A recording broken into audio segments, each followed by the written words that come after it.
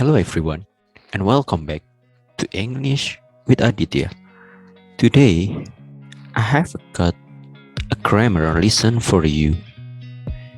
I know that a lot of my students struggle with these grammar tenses.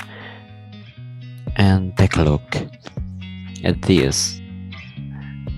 Oke, kali ini kita akan belajar mengenai present perfect tense. Kita akan belajar grammar Inggris. Oke, langsung saja.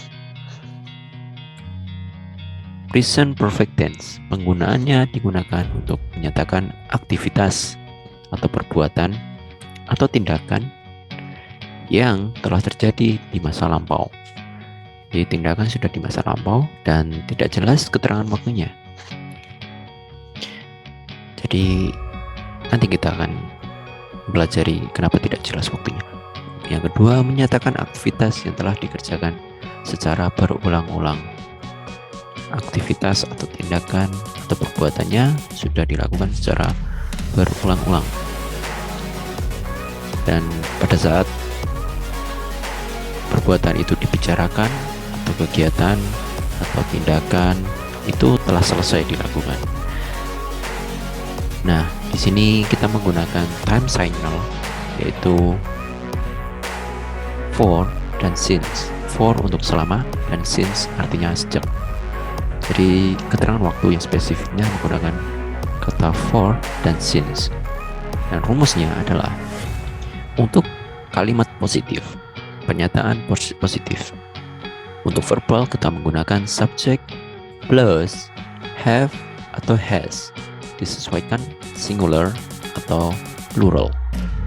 Jika plural menggunakan have, jika singular menggunakan has. Lalu plus verb 3 atau past participle plus object. For example, we have begun the program. Kita telah memulai programnya. Lalu, untuk kalimat negatif, subject plus have atau has disesuaikan singular, sesuaikan dengan subjek singular atau plural, plus not, plus verb 3, plus object. Begun di sini berasal dari verb infinitive yaitu begin, verb 1. We have not begun the program. Kita belum memulai programnya. Lalu untuk kalimat interrogatif atau pertanyaan, have or has plus subject plus verb 3 plus object dan tanda tanya. Have we begun the program? Oke, kita ulangi. Have we begun the program? Jadi, sudahkah kita memulai programnya? Ini untuk verbal. Kemudian untuk question subject plus have atau has plus verb 3 plus object. Jadi untuk pertanyaan ini, pertanyaan selanjutnya kita gunakan for example, who has begun the program. Jadi who has begun the program gunakan kata tanya, question word. Maka pola kalimat yang digunakan yaitu seperti ini. Question word subject, kemudian have atau has disesuaikan dengan singular atau plural, kemudian verb 3 plus object. Lalu selanjutnya question word subject plus have atau has plus not plus verb 3 plus object. For example, who has not begun the program? Siapa yang belum memulai programnya? Lalu, untuk objek, kita menggunakan question word object plus have atau has plus subject plus verb 3. Jika kata tanya itu sendiri tidak menanyakan subjek, tidak menanyakan subjek kalimat, jadi tidak menanyakan subjek, maka for example, what have we begun? Apa yang telah kita mulai? Tidak menanyakan subjek.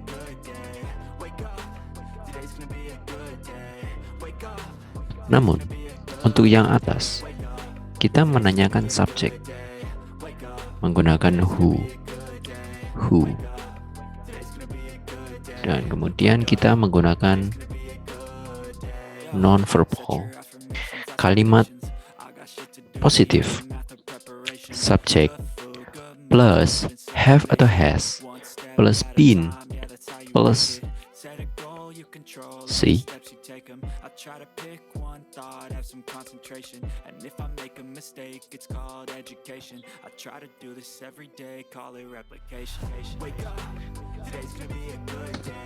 For example, we have been tired.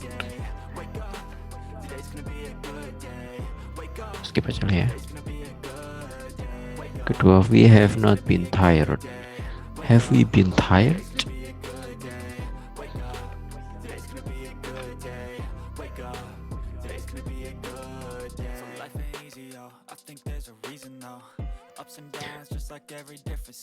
Jadi, ketika menggunakan kalimat nominal, kita menggunakan pola kalimat ini. Jika negatif, kita menggunakan not sebelum been dan sesudah have atau has. Kalimat tanya, kemudian kalimat tanya subjek, kalimat tanya subjek.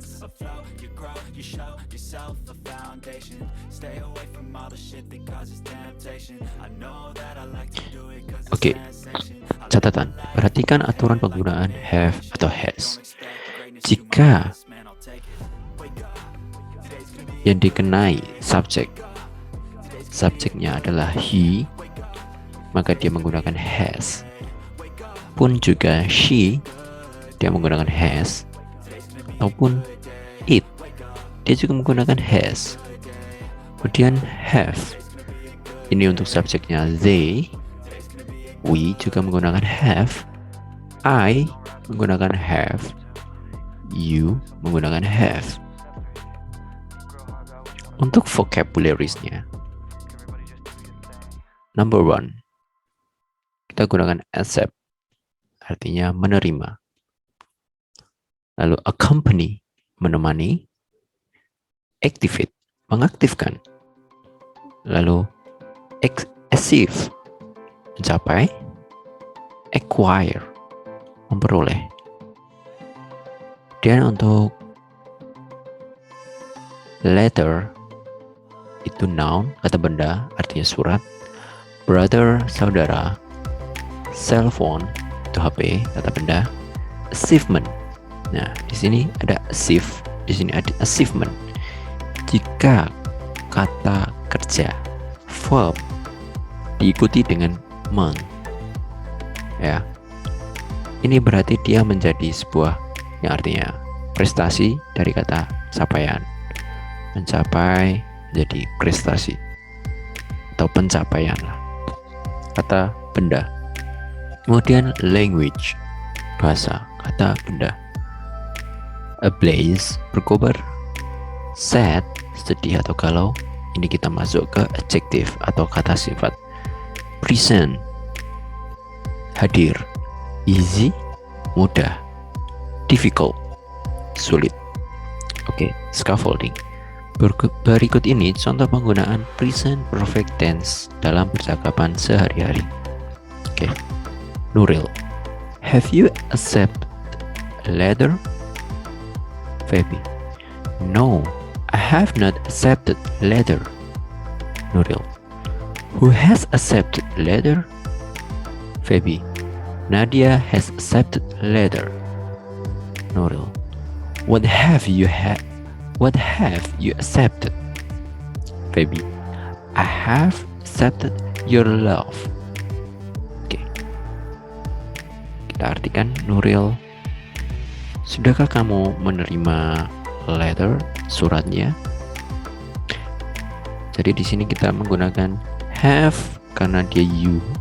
Kemudian ini kata tanya, kita menggunakan have di awal. Have you accepted letter? Accepted ini bukan verb 2, tapi ini verb 3. Ini verb 3. No, I have not accepted letter. Jadi ini kalimat negatif. Nih, kalimat negatif. I have not accepted letter.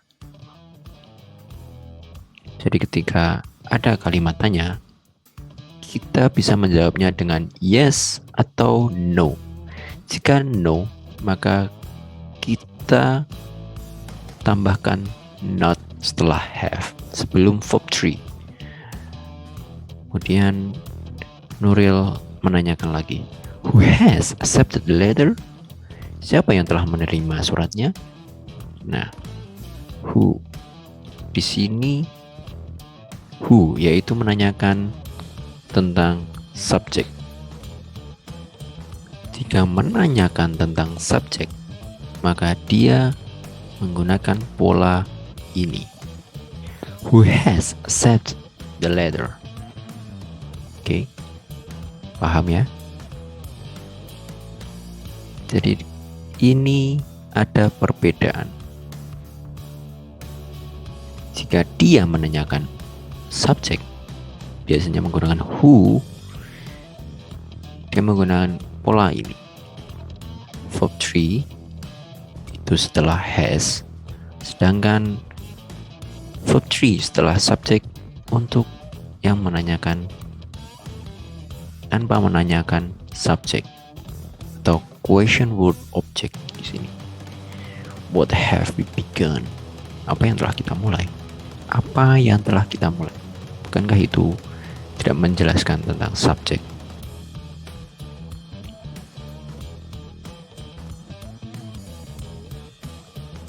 Jadi di sini adalah question words subject, lalu diikuti has, karena ini bisa saja he atau she yang mengenainya. Kemudian accept, verb 3 dilanjutkan dengan objek.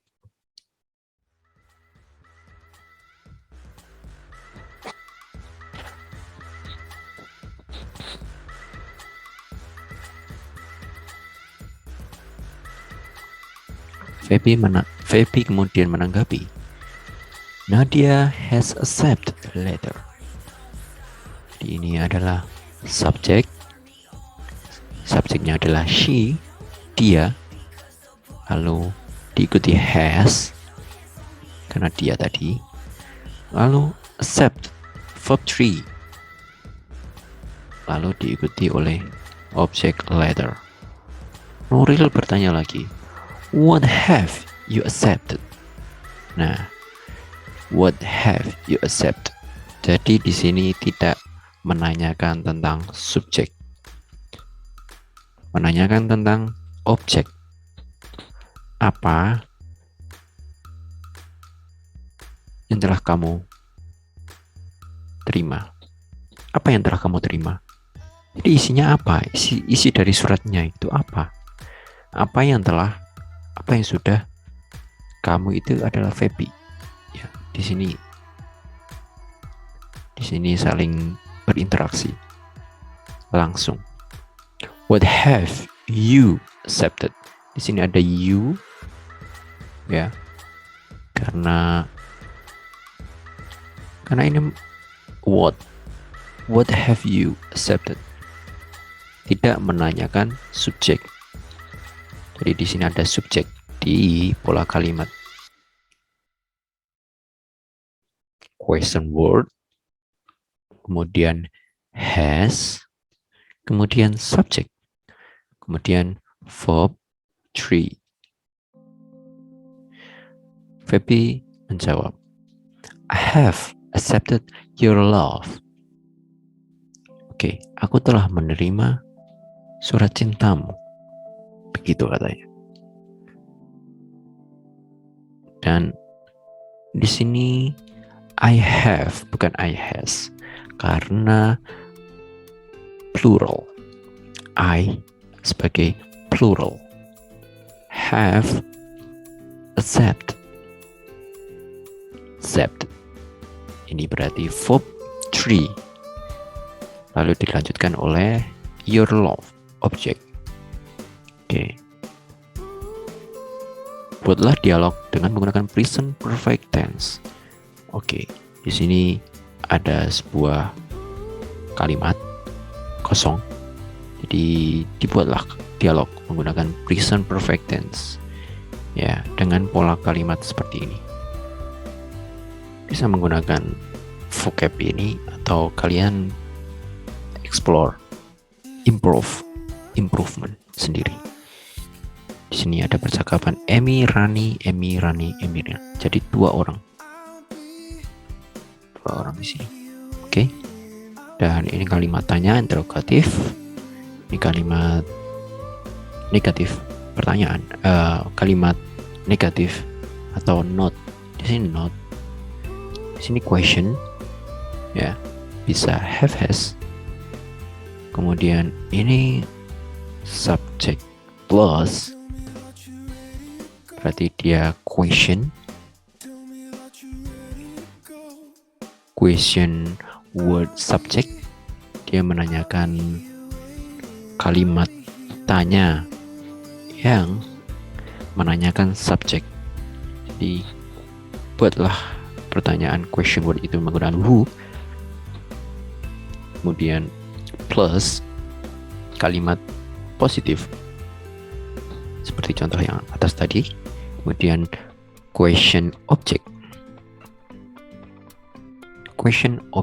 untuk kalimat tanya yang menyatakan objek kalimat tanya.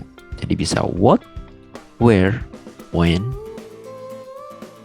atau how, atau why, ya. Gunakan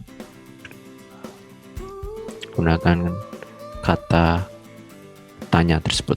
Kemudian plus untuk menjawab pertanyaan dari Emi ini. Oke, silakan tulis di kolom komentar.